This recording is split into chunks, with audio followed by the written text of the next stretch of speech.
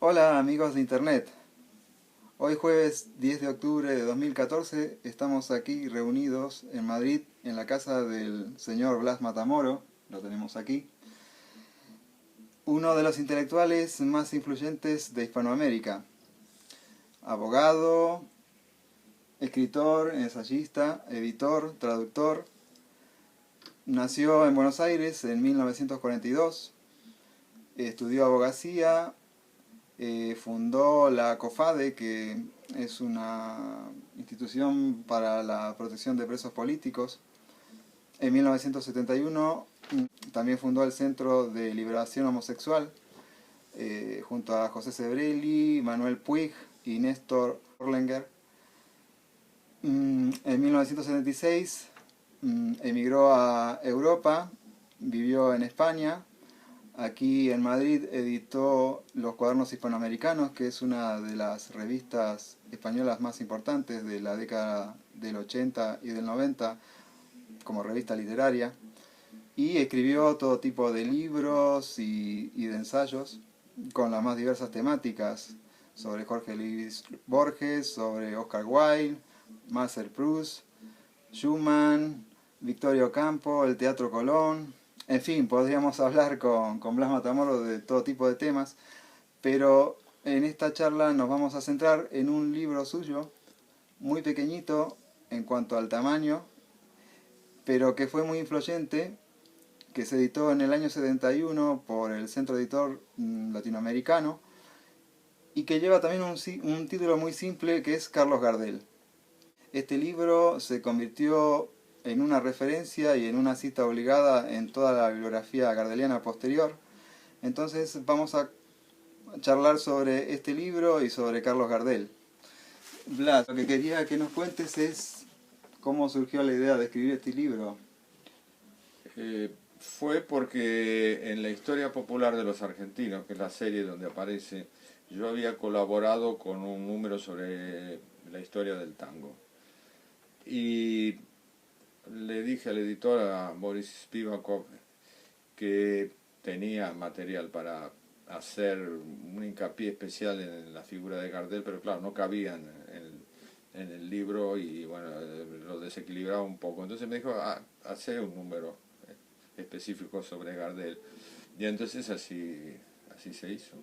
Así se hizo, pero resultó un libro muy polémico para la época. Sí, En primer lugar, porque retomabas por primera vez en Argentina unas investigaciones que había iniciado Ablis Silva Cabrera en Uruguay, corroborando que Gardel era realmente uruguayo y no francés, como publicaban los medios de aquel entonces.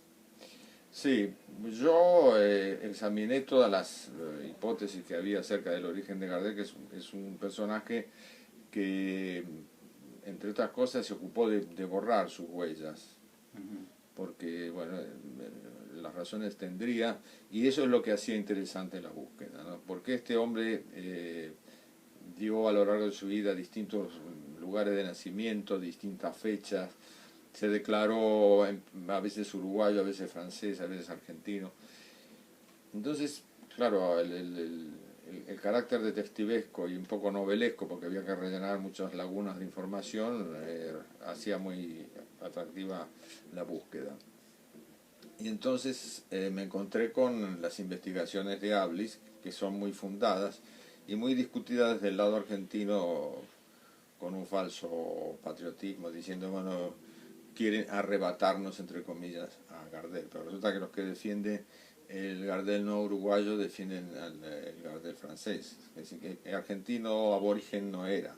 Su carrera, lógicamente, está ligada a la Argentina, al tango argentino, a la industria del disco argentino, en parte al cine argentino, en fin. Sí, sí, De eso no hay ninguna duda, pero como a todos los personajes heroicos siempre se le atribuyen una cantidad de lugares de nacimiento de los cuales uno es verdadero y los otros son apócrifos. Ahora, el hecho de la vindicación de un Gardel uruguayo no es una cuestión tampoco de patriotismo uruguayo, sino de exactitud histórica. Y tiene que ver con el carácter rioplatense del tango, ¿no? Hay muchos artistas de tango que eran indiferentemente argentinos o uruguayos. Es un movimiento de, por un lado, de modernización del tango y por el otro lado de internacionalización del tango, de difusión del tango por todas partes, de modo que lo hace en nombre del Río de la Plata, digamos así, en términos muy genéricos. Lo que pasa es que un aspecto muy explosivo de tu libro no solamente fue el tema del origen, sino que en tus investigaciones empezaste a presentar un Carlos Gardel más humano, que probablemente había estado preso en la cárcel de Ushuaia. También eso contribuyó a que ese libro fuera muy polémico. Sí, bueno, tan polémico. Hubo gente que me quitó el saludo, amenazas no de represalia física, pero sí de algo así como maldiciones de ultratumba. Se hizo un desagravio a Gardel por televisión, para lo cual hubo que levantar un espectáculo que era la transmisión de la ida de Verdi desde la Scala de Milán. Aquí hay que aclarar varias cosas. El hecho de averiguar y encontrar rastro de Gardel en ambientes, digamos, marginales en términos muy generales, eso no es para, entre comillas, ensuciar la figura de nadie. Porque por otra parte, el tango tiene esa parábola trazada. El tango tiene un origen prostibulario, viene de los bajos fondos, y luego se transforma en una música perfectamente universal. Y a nadie le va a ofender pensar que el tango alguna vez se bailó en casas de tolerancia como parte del negocio de la trata de blancas y todo esto.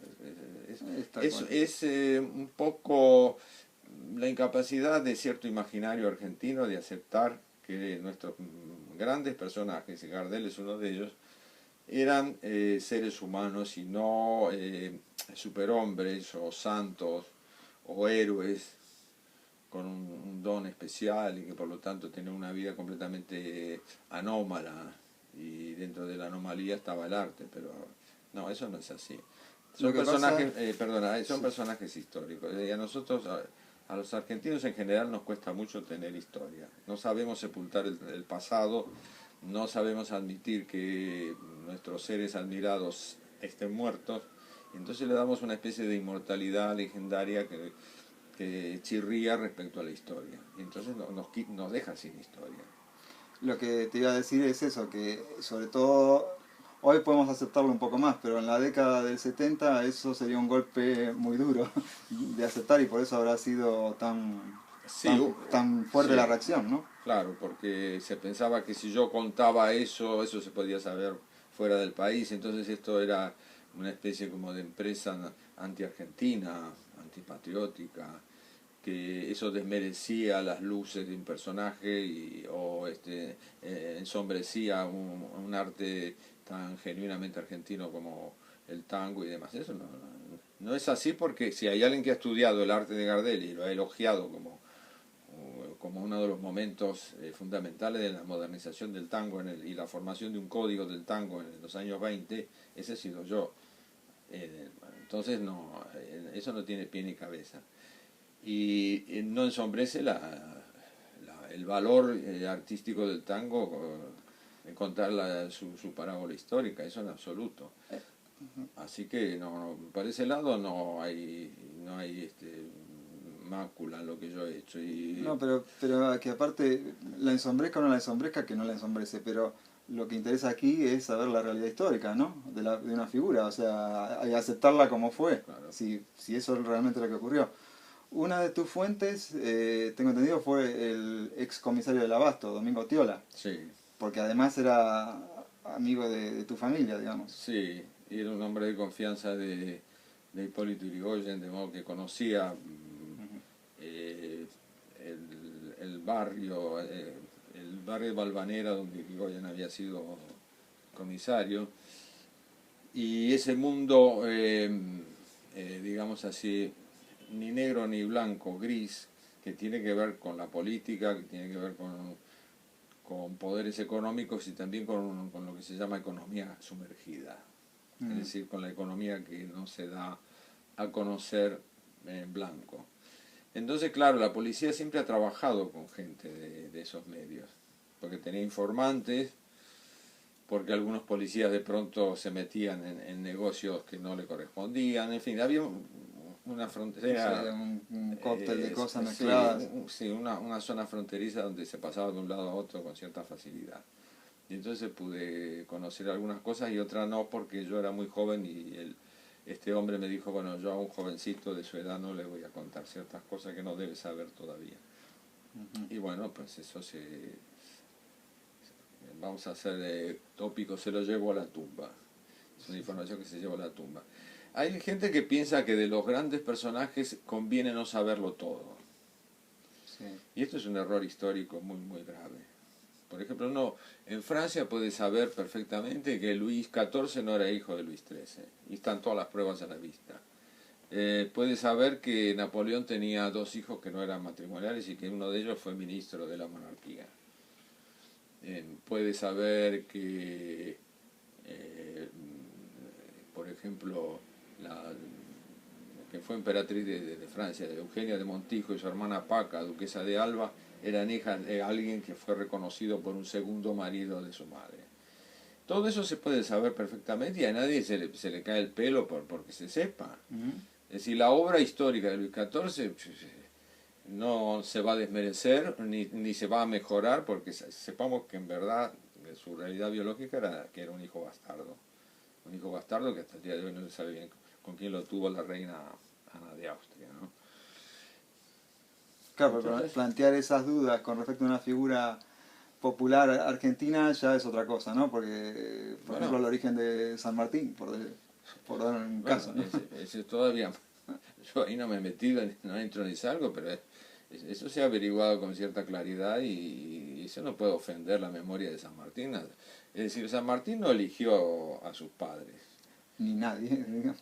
ni San Martín ni el resto de la humanidad, ¿verdad? Bueno, entonces, pues tuvo los padres que tuvo y las cosas que hizo están bien o mal hechas porque las hizo y él históricamente se hace responsable de lo que hizo. Ahora, la filialidad, ¿cómo va a responder él por su filialidad? Pero es que en personajes donde se pesa la obra, como en el caso de Gardel, entender la figura histórica es lo que ayuda a entender también su arte. Si no entendemos cómo fue su vida, tampoco vamos a poder entender realmente cómo fue su arte. Esa es la importancia de saber su origen. Mira, por ejemplo, Gardel tiene una emisión de voz distinta según que él esté cantando un tango dialectal, con lunfardismo, con una intención irónica, o que esté cantando un tango, digamos así, culterano, con un léxico de escritor, digamos, académico. ¿Esto qué quiere decir? Que era un hombre atento a las distintas maneras de hablar de la gente. Porque él no se inventó la dicción argentina de esa época. Eso lo aprendió en calles, en lugares, en casas, en donde fuere. Por ejemplo, esto tiene que ver con la vida de un hombre que ha alternado ambientes. Entonces, es interesante saber, bueno, muy bien, qué ambientes ha alternado, con quién se vio y qué interés le produjeron esos contactos. Porque las letras de tango hablan de un mundo, no de fantasía, sino muy concreto, con lugares geográficos concretos, con personajes reales. Y con un vocabulario de época y de lugar, ¿no? Entonces Eso hay que saberlo decir y para saberlo decir hay que conocer el medio vivo en donde eso se produjo. Entonces, en ese sentido, el estudio histórico del personaje tiene interés, y no el decir, bueno, yo voy a contar esto de Gardel porque es chocante y entonces voy a conseguir más público. No, eso es buscar segundas intenciones que un escritor normalmente no tiene. Lo que está escrito queda, no importa la recóndita intención que haya tenido nadie para hacerlo. En mi caso, el interés fue el que he tenido siempre que he estudiado algún aspecto de la vida argentina, es decir, darle un sesgo histórico y encontrarme con las dificultades que tiene este aspecto de nuestro imaginario argentino. Tiene que ver entonces con un país inmigratorio que no ha sabido asimilar al inmigrante como tal inmigrante.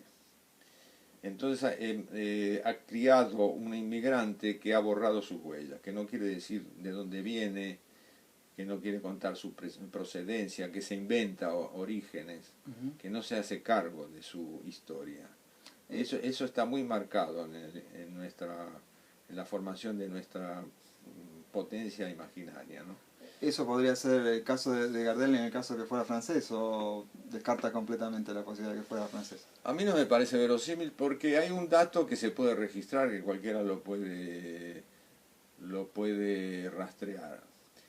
Y es que cuando él canta en francés, lo hace de una manera muy clara, se pronuncia impecablemente lo que está diciendo, pero tiene un acento escolar, es decir, no tiene acento de alguien que hable francés, porque la gente que habla en francés siempre tiene un deje de la zona de Francia donde lo ha aprendido. Claro. Entonces, si él fuera un francoparlante de nacimiento, tendría otro acento. Tendría otro acento. Y tu oído está entrenado porque viviste en Francia y también has traducido muas obras de francés, o sea que Sí, estás ¿no? Y me interesa saber, bueno, este señor es meridional, no, este es parisino, luego, pues si es de la banlieue, pues tendrá un acento, si es de un barrio céntrico tendrá otro. Todas esas cosas me interesan no solo por el caso de Francia, me interesan en cualquier caso. Y lo que yo he advertido es eso, que no me parece que este fuera un hombre que hubiese aprendido de chico a hablar en francés, que fuera la lengua materna, porque su madre o su supuesta madre era francesa, y que se le haya pegado ese acento, como se nos pega a todos, el acento con que aprendemos una lengua en la infancia. Sí, bueno, y además a medida que se profundizan las investigaciones se empiezan a ver como contradicciones demasiado grandes entre la edad que tenía Charles, el hijo de Berta, y la edad que supuestamente tenía Gardel. Primero que él declaró que nació en 1887, o sea, se agregó 3 años. Ese es un dato muy, muy raro, porque normalmente nadie se agrega años. En todo caso, falsear la fecha de nacimiento para quitarse. Para quitar. Pero añadirse... sobre todo lo que no me cierra, no sé si, qué te parece a ti, es que Gardel mintiera, o sea, porque puede mentirle a la justicia y hacerse pasar por uruguayo para obtener los pasaportes o lo que fuere, pero no presentarse ante el público y ante la prensa como uruguayo, porque él iba a visitar a la selección de fútbol uruguaya y se presentaba como uruguayo, como un uruguayo más. Sería muy cínico, ¿no? O sea, que él realmente no fuera uruguayo y interpretar ese papel. Un documento, Sí. pero habitualmente de palabras, y oralmente no decía nunca que era argentino. Bueno, en fin. Es decir, es un hombre que estaba poco arraigado en su pasado, en su historia, y que por otra parte, bueno, era un argentino más de los que no querían contar su historia, preferían inventársela, ¿no? Pero ojo que esto pasa también con nuestros próceres, ¿no? Aparte del caso de San Martín, pero uno, si piensa que Alberdi, por ejemplo, un hombre con una gran formación intelectual, se ocupó en decir que entre sus antepasados, no directos, pero bueno, estaba la familia de San Ignacio de Loyola, por ejemplo. O que Sarmiento, que era hijo de una tejedora de ponchos y de un arriero, dijo que era descendiente de un noble árabe y de una princesa huarpe, etcétera. Si uno revisa las memorias de nuestros fundadores nacionales, pues se encuentra a cada rato con este tipo de búsqueda de un pasado supuesto. O sea, hay como cierto pudor a desnudar la realidad de la vida. Sí, de asumirse, sí, asumirse como histórico. Y en este caso como plebeyo frente a una posible aristocracia. En la tradición de la alta burguesía argentina hay mucho de esto, ¿no? De llamarse a sí misma la sociedad y decir la burguesía no somos nosotros, es la clase media. Y representa al pueblo, ¿no? O en aprender a hablar desde chico en francés y no hablar el español, porque así lo hacían las aristocracias de Rusia y de la Europa Central. O sea que ahí también entramos en otra contradicción, ¿no? Porque Gardel siempre negó que era francés, o sea, le hacían la pregunta concreta, decían, ¿usted es francés? No tengo nada que ver con Francia. Y entonces esos dos elementos, el no saber dónde nací y por lo tanto qué nacionalidad de origen me corresponde, y además el no saber bien cómo es el apellido que es el nombre de mi padre, son elementos de vacilación de la identidad muy curiosa y muy propias de esto que estamos diciendo del, del inmigrante que borra la huella, que es borrar la huella paterna, evidentemente. En el caso de Gardel, digamos, él, por ejemplo, declara que su madre está muerta, legalmente muerta. Y todos sabemos que Berta Gardés no murió, o sea... No, la sobre... ¿Está hablando de la verdadera madre o de quién está hablando? Bueno, según la teoría uruguaya, no es la madre. Berta es una madre adoptiva, no la madre biológica. Sí, claro. Que lo sobrevive a él. Y le sobrevive a él. ¿Y tú qué opinas? O sea, ¿cómo se podría poner fin a este debate? ¿Con un ADN solamente o...? Bueno, para saber si él pertenecía a la familia uruguaya que se atribuye ser la familia... Escayola. Sí, Escayola, la familia paterna suya de Tacuarembó, habría que buscar un descendiente directo del coronel Escayola. Ahí sí se pueden cotejar los ADN. Y sería la única forma, digamos, porque... Hombre, habrá que ver si los restos de Gardel, como es un hombre que murió calcinado, no sé si conservará el ADN. Esto no lo sé porque yo de tanta biología no conozco y mucha menos tampoco conozco, pero sé que hay cadáveres en los que no se puede identificar el ADN porque ha habido transformaciones o trastornos químicos como podía ser este caso. O caso. sea que ahí ya nos encontraríamos con un... Sí, con un callejón sin salida. Y respecto a los antecedentes policiales de Gardel, vos sos abogado y especializado en temas penales, o sea que la documentación de la gente que tuvo algún expediente abierto con la policía y demás se destruye a los 30 años, se incinera, pero puede quedar alguna copia, algún registro en algún lado en Argentina. Puede haber alguien que se haya ocupado en sustraer el expediente original y guardarlo. De todos modos, en tiempo hábil, el expediente policial de Gardel no existía ya. Él tenía una comisario de policía amigo de apellido Santiago que parece ser que se ocupó en destruirlo. O sea, y después, lógicamente, no había rastros de ningún expediente porque no se conservan. En la época esa no había microfilm ni cosas que se le parecieran, ¿no? Entonces... o sea que ahí también tenemos un callejón sin salida porque solamente están los testimonios. Sí. Y... Bueno, pero eso tiene un valor porque acentúa la parte novelesca del asunto. Mientras no se pueda decir claramente, miren, 2 más 2 son 4 en materia de biografía de Gardel, pues seguirán las hipótesis y además se verá que Gardel, como los dioses, nace varias veces. No una sola vez, sino nace varias veces y en distintos lugares. A lo mejor si no estuvieran todos estos misterios de Gardel, no habría tanta gente en el mundo tratando de reconstruir esta biografía, porque es impresionante que una persona que murió hace 80 años... Poco 80 años. Bueno, siga generando... Sí, bueno, en el 2015 se cumplen los 80 años. Son los 80 años, claro. Siga generando este interés en tantos... Bueno, miles o quizás millones de investigadores en distintas partes del mundo, ¿no? Claro. Que ahora, gracias a Internet, tenemos la posibilidad de conectarnos y de compartir información. Sí. Y eso también alienta la esperanza de que se resuelvan muchos de estos misterios que en la década del 70 era mucho más difícil conseguir información, investigar, llegar a las fuentes. Sí. Bueno, era más difícil... Incluso gente que lo hubiese conocido. Claro, era más fácil en ese sentido. Que lo hubiese conocido, no de verlo, porque eso lo había mucha gente. De la niñez nadie. Pero no, desde luego que no. Pero aún de la madurez, gente que podía yo haber tratado y que no contara que se había encontrado con Gardel cuando no lo había visto nunca, porque eso también ocurre. Sí. Cuando alguien famoso muere, le nacen pero montones de amigos íntimos. De amigos. Y esto, claro, esto no es fiable.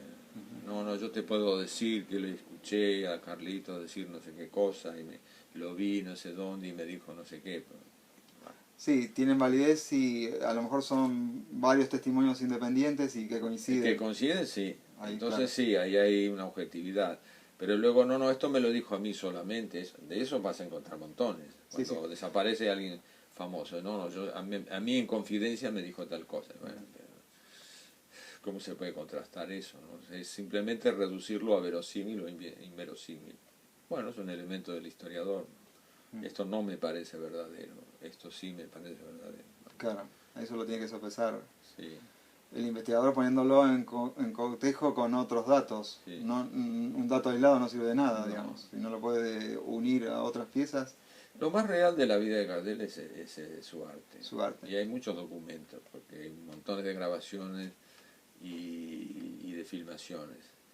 A mí me ocurrió una vez en París, en la Brentano, que era una librería, disquería que había cerca de la ópera, estar con un amigo español revolviendo en esa época discos de vinilo, eran los de 30 centímetros, no había CDs. Y hablando en español, la vendedora se nos acercó y nos ofreció un álbum doble de Gardel. Yo se lo agradecí y le dije que no me hacía falta porque tenía muchas grabaciones de él en casa. Y le pregunté, digo, pero dígame, el sonido de las grabaciones de Gardel ahora nos parece un poco anticuado y además ustedes no entienden las palabras que él canta. Y ella no me contestó, me hizo otra pregunta. Me dijo, ¿y usted cree que los norteamericanos entienden lo que canta Edith Piaf? Como diciendo, mire, la transmisión de un momento emotivo cualquiera por medio de la música es una cosa inmediata. No necesita que usted traduzca la música y tampoco que traduzca las palabras. En ese sentido, Gardel va a ser eterno, porque no lo van a poder imitar, digamos. El sonido de la guitarra la puede imitar un sintetizador, pero la voz de Gardel, hasta que no nazca alguien con esa capacidad expresiva. No, y además hay una calidad de canto, hay una variedad enorme de matices de expresión, como decíamos hace un rato, de registros, de idioma, que evidentemente solamente puede manejar un gran intérprete, ¿no? Y eso está más allá de la biografía de cualquiera, y por eso es injusto que a la gente que nos hemos ocupado de buscarle alguna realidad histórica a Gardel se nos haya señalado como que éramos enemigos de un supuesto gran artista, ¿no? Pero, por ejemplo, tú eres muy amigo de José Sebrelli, y él sí estudia la biografía de Gardel, pero para destruir el mito. Bueno, no sé si él es anti-gardeliano, digamos. No lo es. En cuanto a decir que no le gusta lo que hace Gardel, no. Le encanta. Sí, pero hombre... Salvo que sea sordo. Hay momentos de sordera profunda que uno puede estar oyendo pero no escucha, ¿no? Pero no es por ahí la cosa, sino que a Sebrelli, como a otros escritores argentinos, le molesta esta deficiencia histórica de los argentinos.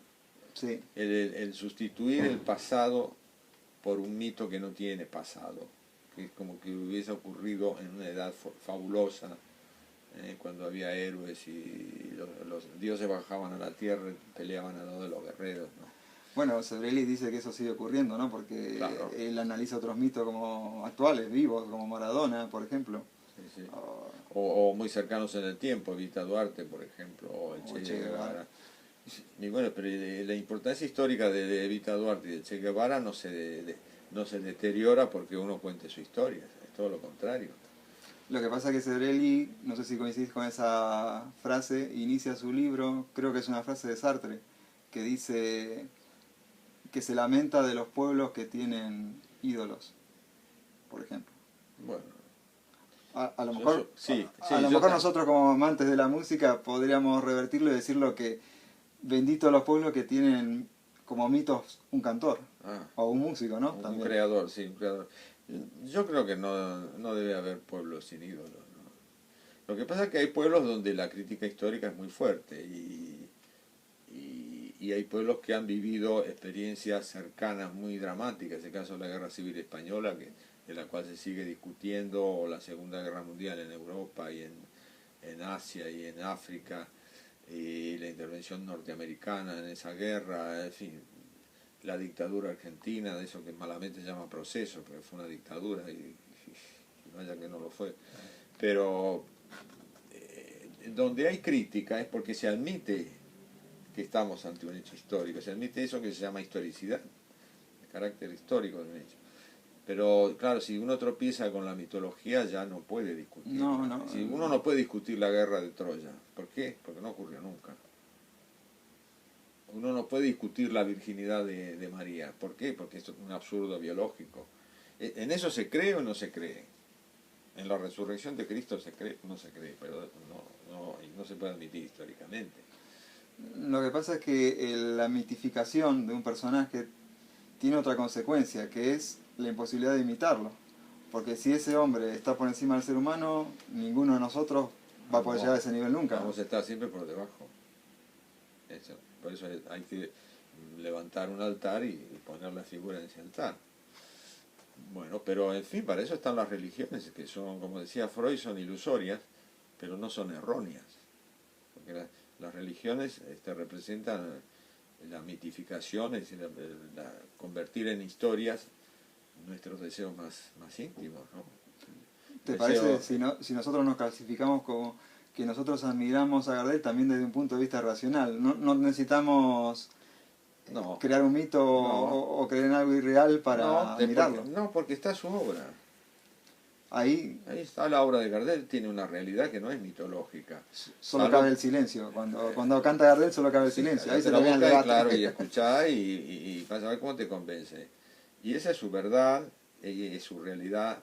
Si quieres, mítica en el sentido de que se va replicando a lo largo del tiempo. Eso es también propio del mito, es un cuento que como no ha ocurrido nunca puede ocurrir en cualquier momento. Es decir, la guerra de Troya que cuenta Homero no ocurrió nunca en ningún lugar ni en ninguna época, en ninguna época. Pero lo que le ocurre a los héroes homéricos sí puede ocurrir en cualquier momento, en la imaginación de cualquiera que lee el poema de Homero y que le guste, ¿no? No que se aburra con él. De nuevo, podemos decir de todos los héroes que han inventado los poetas épicos, los novelistas. Como decía, dijo Unamuno y repite Borges también, en su época Cervantes era un hombre de carne y hueso y Don Quijote era una ficción. Y para nosotros hoy los dos tienen la misma realidad. Cervantes ya no está, pero está Don Quijote. Entonces, Cervantes está convertido en una biografía de Cervantes, es un texto, un cuento, y Don Quijote es otro cuento. Para nosotros tienen la misma realidad. O alguien real, claro. Pero es que aparte en obras tan ricas como El Quijote, yo creo que eso también lo encontramos en obras como la de Gardel, porque tienen múltiples niveles de análisis y múltiples niveles de lectura. Por eso también se dice que Gardel siempre canta mejor, o que cada vez que escuchas a Gardel estás escuchando un tema nuevo, aunque lo hayas escuchado 1000 veces. Sí, pasa con los artistas auténticos.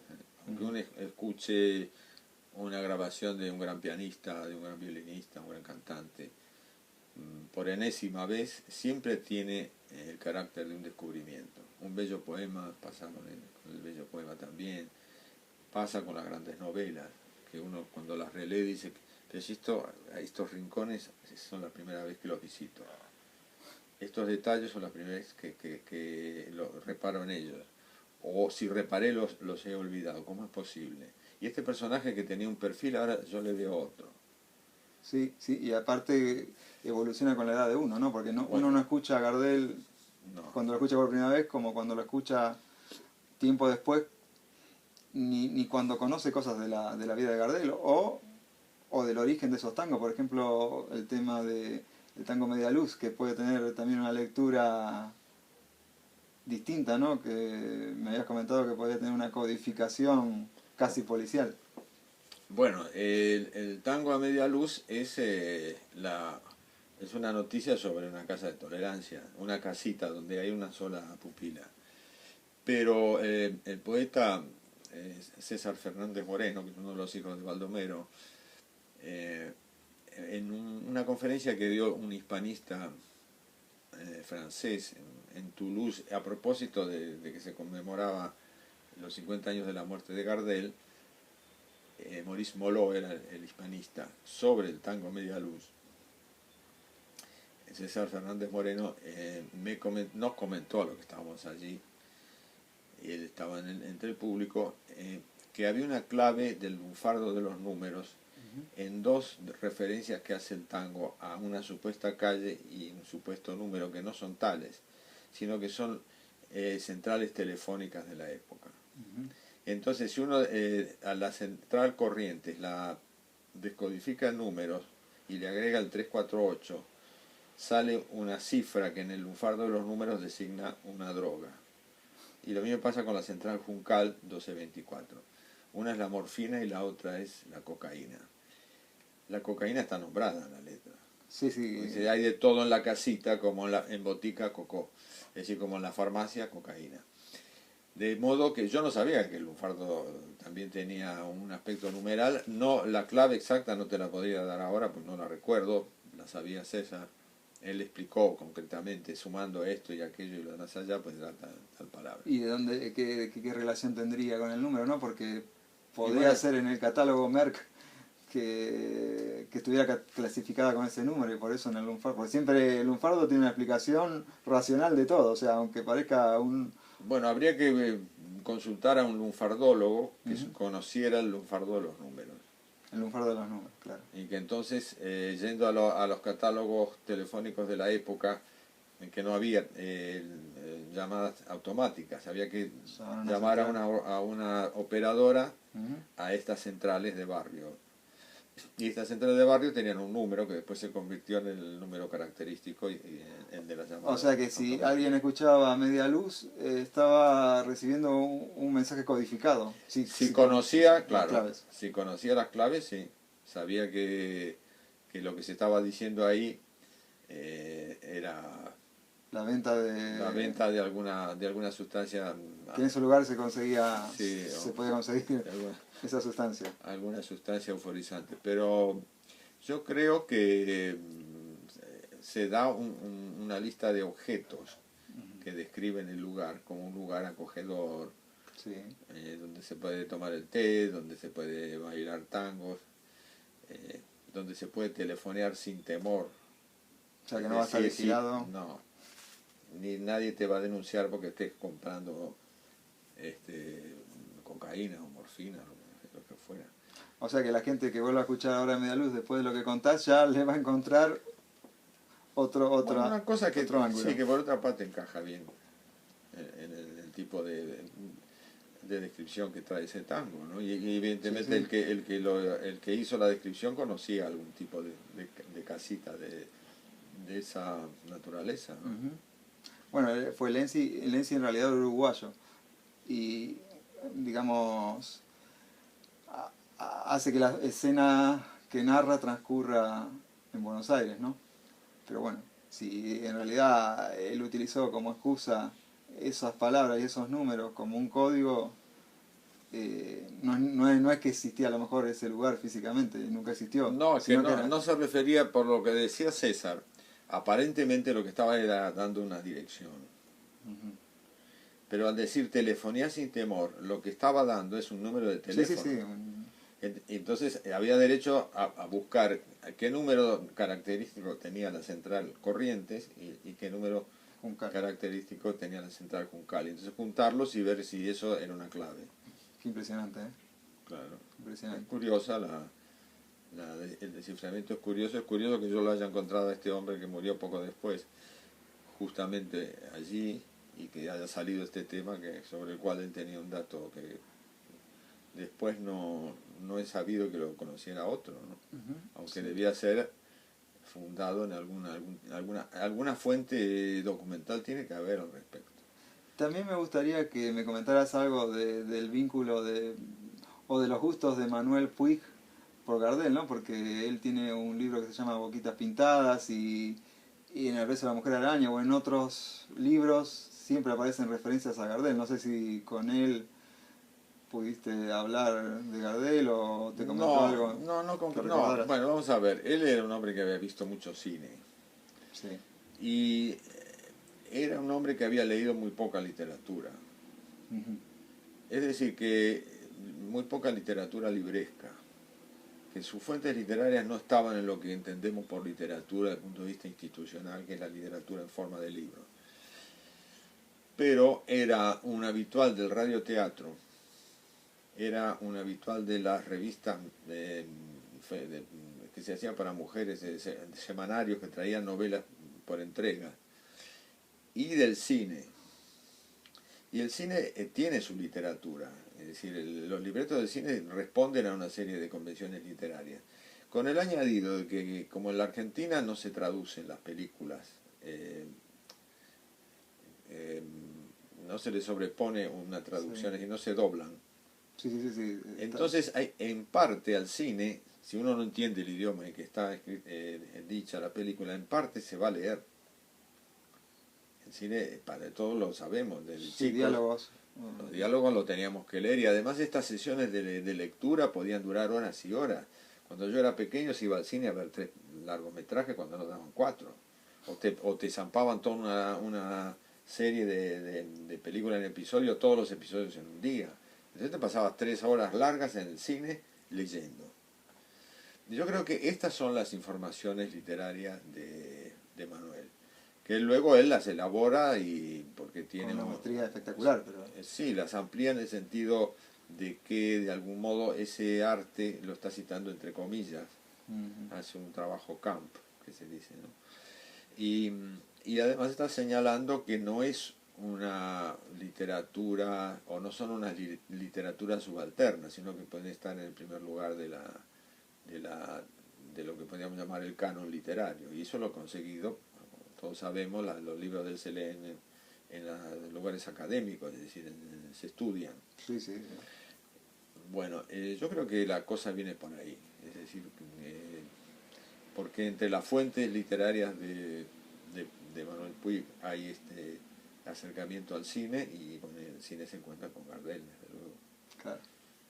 Sí, en el cine y en el barrio, digamos, porque está en todo, en el entrenado pueblo, en todo. en el caso de él, su pueblo. O en el pueblo. Es una ciudad de la provincia de Buenos Aires, General Villegas, que le llama, en sus libros le llama coronel no sé cuánto. No me acuerdo. Le damos, Sí, le da un giro para que... un equivalente, sí. El Macondo de Puig. Sí, le pone coronel Vallejo. Y es en verdad General Villegas, pero en fin. Después otros intelectuales, y ya esto sí, intelectual prototípico como es Borges, por ejemplo, también tiene permanentes referencias a Gardel, aunque a él Gardel no le gustaba para nada. No le gustaba nada. No le gustaba el tango cantado. Para él el tango era el tango primitivo que llegó a nosotros sin letra. Y mejor si encontrabas alguna letra primitiva que lo olvidarás, porque eran letras muy procaces. No tenían ningún interés, ni literario, ni subliterario tampoco, un interés documental puro y duro nomás. Pero no, a él no le gustaba el tango moderno, digamos así. El tango que se moderniza a partir del año 20, 19, 20, con la vanguardia nueva, no le interesaba para nada. Le gustaba la vanguardia vieja y le permitía evocar a esos cuchilleros heroicos que no tenían nada que hacer más que matarse a navajazos, pero no sintonizaba con Gardel, ni mucho menos con la nota quejumbrosa del hombre abandonado por la mujer, la maldad de la amante, y etcétera, a pesar de que en la literatura de Borges aparecen muchos amantes desdichados, que no está muy lejos del desdichado del tango, y aparecen cuchilleros sí que se matan, pero que no se matan porque sí, que son venales y que son pistoleros pagados por un caudillo, en fin, bandidos que roban ganado, lo que tú quieras, pero en fin, esas fronteras también suelen ser confusas, se suele pasar muy fácil de un lado a otro de la frontera, ¿no? Cuando uno rechaza algo radicalmente es porque algún atractivo le encuentra. Sí, no se lo puede sacar de la cabeza. No. Bueno, después el otro, por ejemplo, Mujica Lainez, que llegó a conocerlo a Gardel, porque lo vio actuando en una casa de familia. Sí, lo recordaba en casa, que es curioso, una casa de una dama muy virtuosa, María Arilaos de Olmos, Ujú. María Delia Arilaos de Olmos, que vivía en el palacio que está en la avenida Alvear, y actualmente es la Nunciatura, donde vive el nuncio del Papa, ¿no? Porque ella se lo dejó en legado. Bueno, pues en alguna reunión de la juventud o quizá la adolescencia de Manucho, a la cual asistió, pues en esa cantó Gardel, lógicamente letras más o menos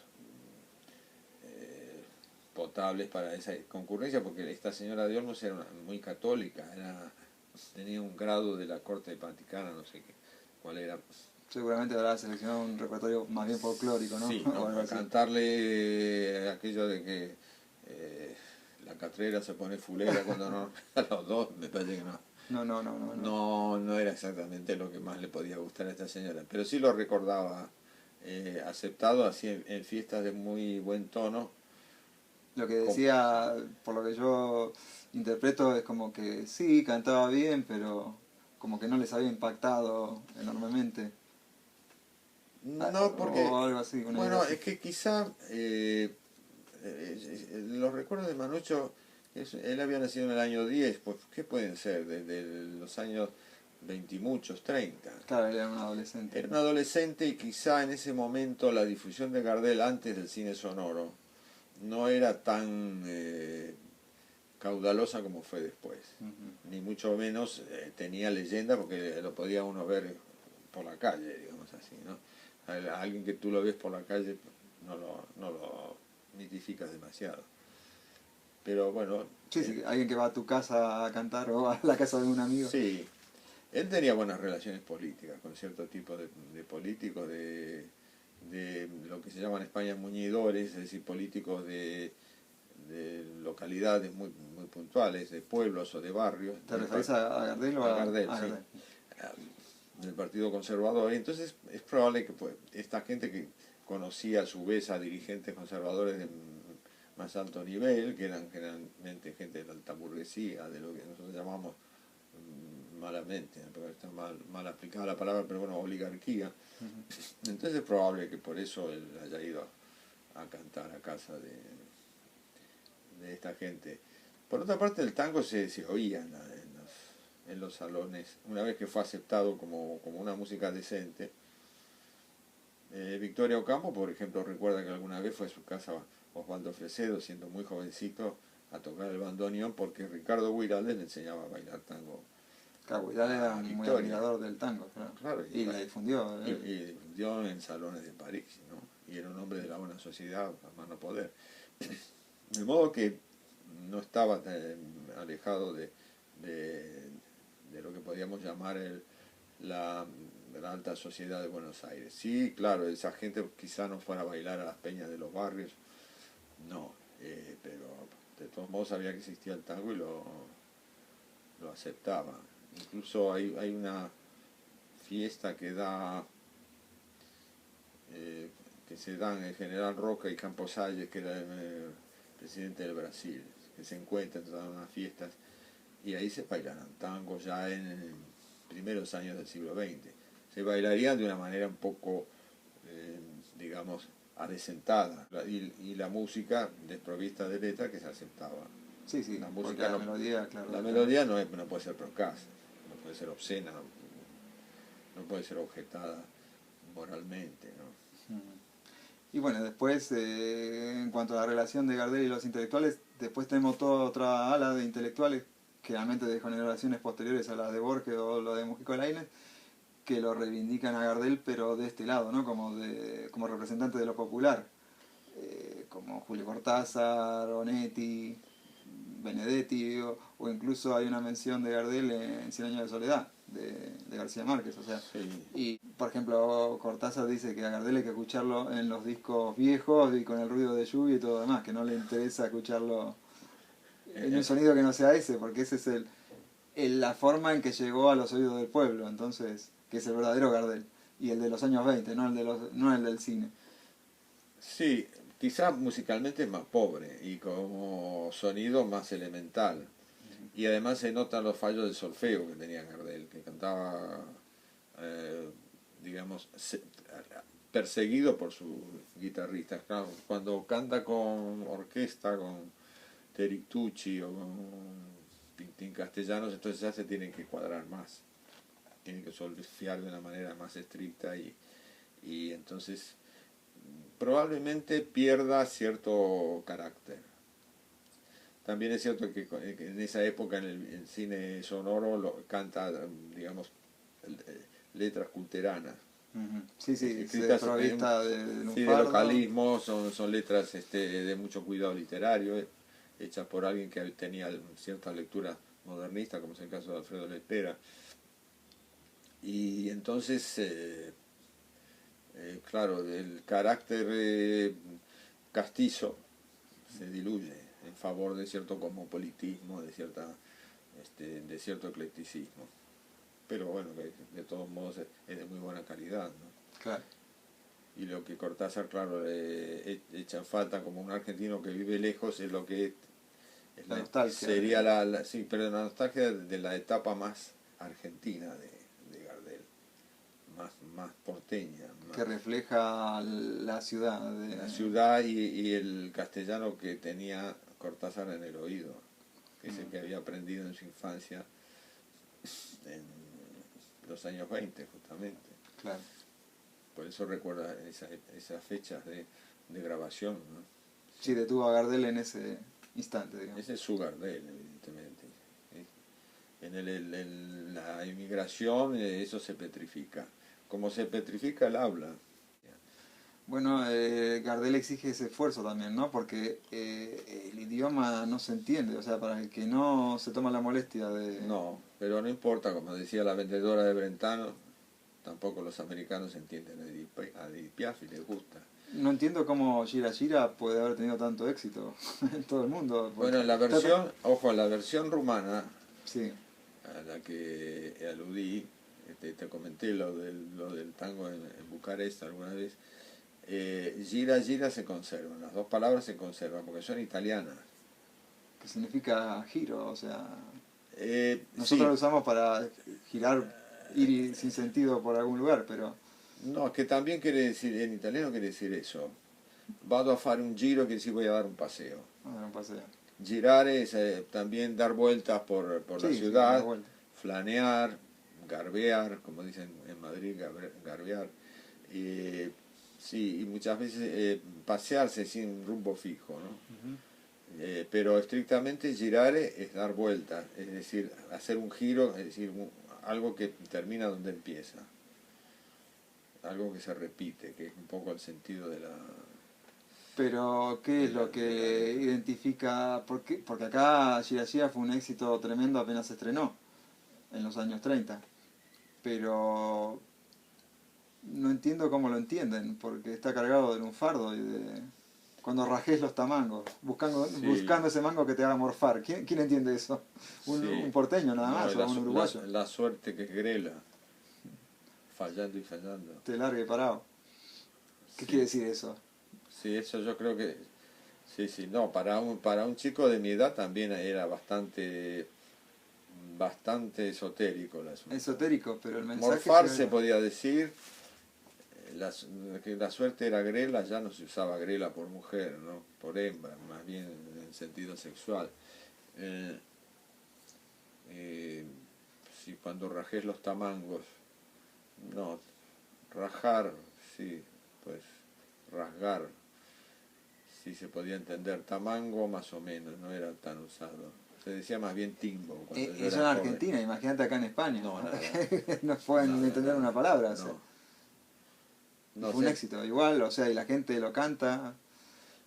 El sentido general de la letra sí se percibe, como que la vida es un giro que no lleva a ninguna parte, que la gente no es sincera, que no es solidaria, que al final uno se queda solo como si no tuviera nada que ver con nadie. Es un poco la lección del hombre del tango, que es eso, ¿no? Es un inmigrante que acaba de llegar y que no sabe cuáles son sus prójimos, ¿no? ¿Y no te resulta llamativo, por ejemplo, que Gardel sea recordado por su sonrisa y que las letras sean probablemente las más trágicas que se han escrito. Y algún chiste es siempre un poco sarcástico, el chiste. Sí, No es un humor condescendiente, no es un humor blando, ¿no? Es un humor de raíz española, ¿no? Un humor bastante negro, ¿no? De modo que siempre, o es el pesimismo o es un humor un poco segijundo, ¿no? El del tango, así, realmente. Sí, y ahí se da ese contraste, ¿no? La sonrisa para ocultar toda la negrura de lo que vas a escuchar. Sí. A lo mejor. Sí.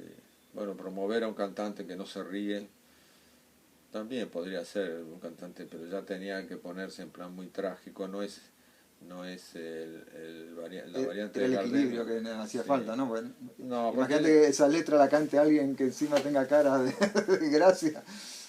No, ya es demasiado. No, no, yo creo que no, que el personaje doliente del tango está como abrumado por lo que hace, no se mueve demasiado, no hay el patetismo que puede tener alguien que se queja en un cantador flamenco, cuando lanza un quejío.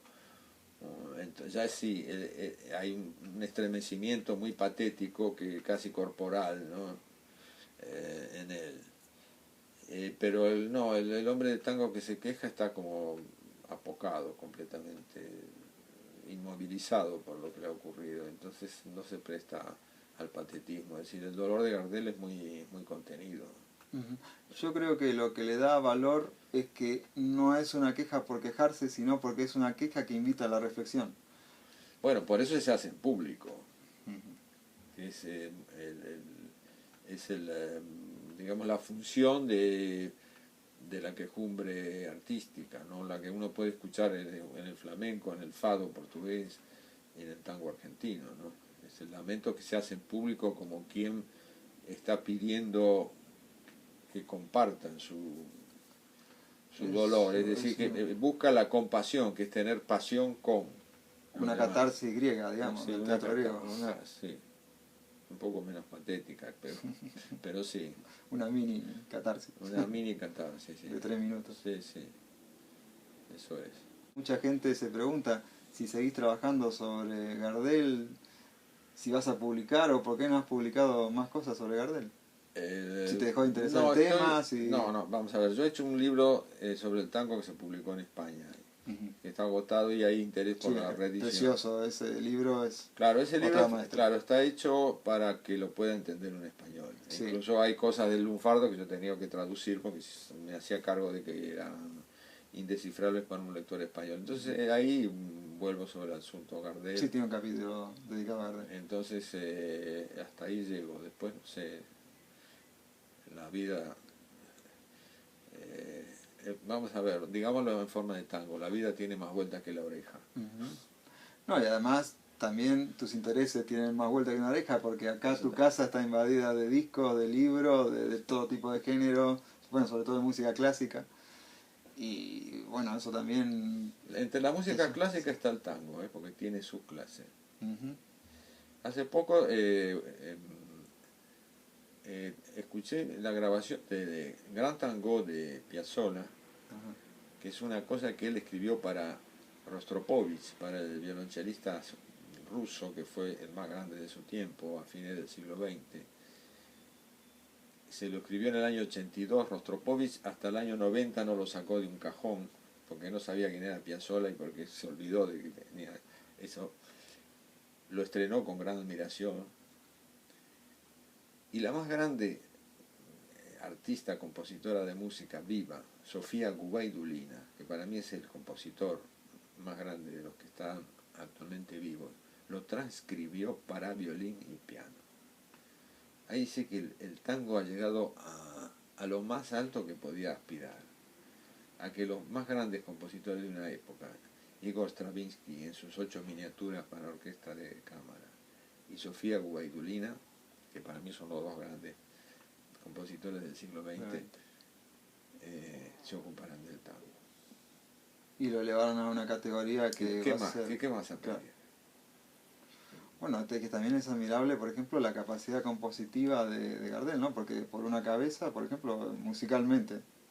sacando la letra. Ah, pero lógico, porque estos grandes nombres que se ocupan del tango es porque aprendieron a oír tangos escuchando, por ejemplo, a Carlos Gardel. No inventaron un tango lunático traído del planeta Mercurio. Tomaron como Sí, ejemplo sí, el tango fueron las histórico. raíces de esa música. Y en esas raíces es inevitable la figura de Gardel. Claro. Ujú. Muy bien. Bueno, gracias Blas. Gracias.